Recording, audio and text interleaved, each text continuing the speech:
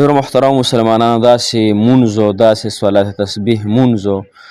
په یو ساعت کې به ستاسو حاجت پوره کیږي، په یو ساعت کې به ستاسو دعا الله جل شانه قبلوي.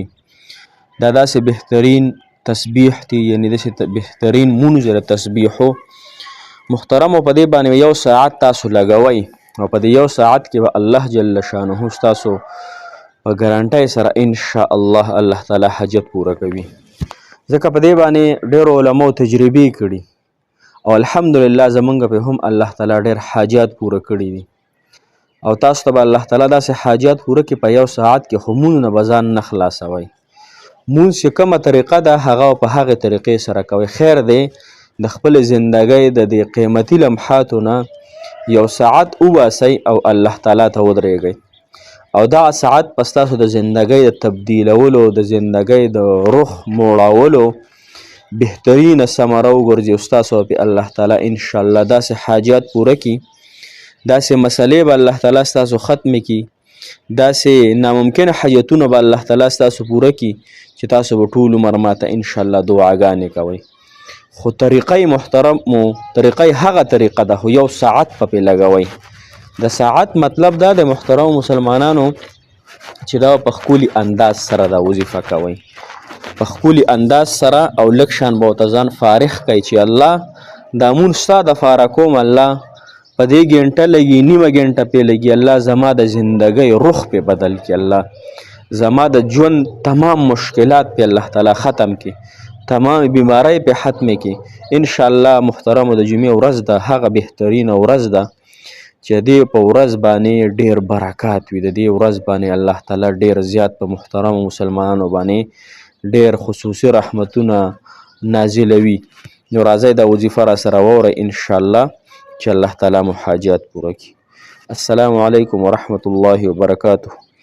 ډېرو معزز او محترم او قابل قدر مسلمانان رونو خویندو، هغه مسافر کم چې بهر وطنونو کې دي،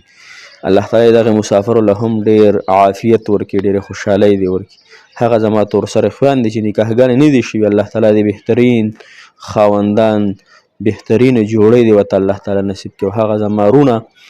کم چې بېروزګاره دي یا ودونه نه دي شوي، الله تعالی دې هغوی ته هم ښکلي روزګارونه، ښکلي بیبیانې ورکړي. محترم مسلمانانو، که زما دا ویډیو هر یو فرد ګوري، کو نر دی او کو ښځه ده، کو نارینه ده او کو زنانه ده، کو وړوکی دی او کو لوی دی، زما تاسو ته درخواست دی عاجزانه چې دا مونځ نن خامخا وکئ چې فاتې درنه نه شي. نن ورځ نه واله کته چې کوم وخت کې ویډیو ګو، دې وخت نه واله تر د ماسخوتن د مونځ یا تهجد پورې، او که په دغه نه وي نو نورو ورځو باندې وکئ، خو ګوره دا خامخا دا مونځ وکئ ښه. دا به ستاسو زندګۍ انشاءالله بهترینه نمونه ګرځي، ستاسو د زندګۍ تمام حاجات په الله تعالی انشاءالله پوره کوي. نو دا داسې وظیفه د محترم مسلمانانو طریقه یې تاسو ته ښیم، اسانه طریقه یې درته ښیم، هم هېڅ پکې ګران مشکل پکې هېڅ هم نشته دی، ها پریکټیکل یې درته ښیم انشاءالله. غوږو ته ونیسئ او ځان سره یې سیو کوئ، نورو مسلمانانو ته ځان سره یې سیو کوئ، نورو ته یې هم ولېږئ چې انشاءالله زما هم ثواب وشي. زه د ثواب فنیت په اخلاص یې تاسو ته ښیم، تاسو هم په اخلاص وکئ، او دغه اخلاص برکت په دی چې الله تعالی په اخلاص سره عمل قبلي، دعاګانې ورسره، حاجتونه ورسره الله تعالی پوره کوي. وره تا داسې چاره دام وکړو، صحیح شوه، بیا رالې په مصله باندې ودرېدې، نو نیت کوم د زړه د خلاصه 4 رکعته صلات تسبیح کوم په دې حاضر وخت، هر وخت چې ماسپښین، ماښام، مازدیګر، ها سورة تعالی را محمد کعبې شریف لوکم الله اکبر، دا نیت ته وتړو. صحیح شوه، بیا دې نیت وتړو سبحانک اللهم وبحمدک وتبارک اسمک وتعالی جدک ولا اله غیرک، غیرک پورې دې مونځ وي. بیا به 15 سپېرې د ووې سبحان الله والحمد لله ولا اله الا الله والله اکبر، سبحان الله والحمد لله ولا اله الا الله والله اکبر، سبحان الله والحمد لله ولا اله الا الله والله اکبر. 15 سپېرې به دا ته ووې چې دا د 15 سپېرې وي، الحمد شریف شروع کړي. بسم الله الرحمن الرحيم الحمد لله رب العالمين الرحمن الرحيم مالك يوم الدين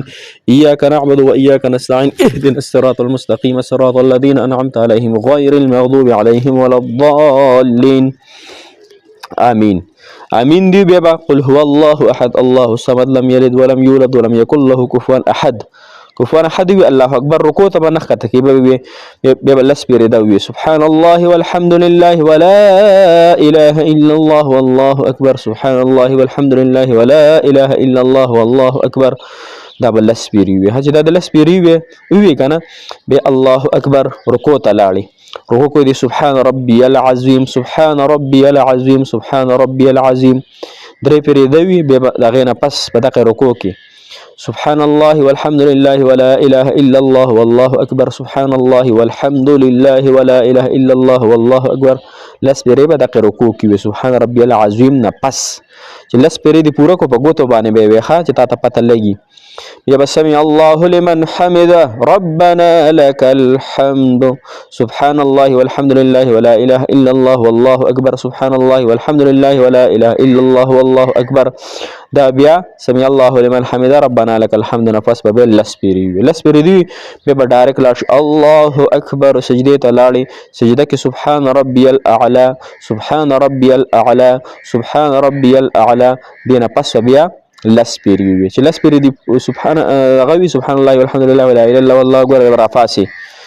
راپاسي د دوه سجدو منځ کې چې کومه د غي د سید سوی